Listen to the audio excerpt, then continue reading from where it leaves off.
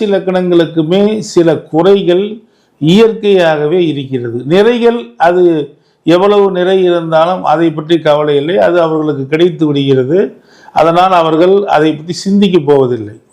ஆனால் சில குறைகள் தவிர்க்க முடியாமல் திண்டாடி கொண்டிருக்கும் இந்த மேசம் முதல் மீன ராசி நேயர்களுக்கு அவர்களுடைய வாழ்க்கை பாதையை அப்படியே புரட்டி போடுவதற்கு உண்டான இந்த குபேர யோகம் என்கின்ற ஒரு அற்புதமான ஒரு வழிபாடு மற்றும் ஒரு நல்ல ஒரு தீர்வு முறையை இந்த கேம் சேஞ்சர் யூடியூப் சேனலுக்காக முதன் முறையாக நான் தருகிறேன்.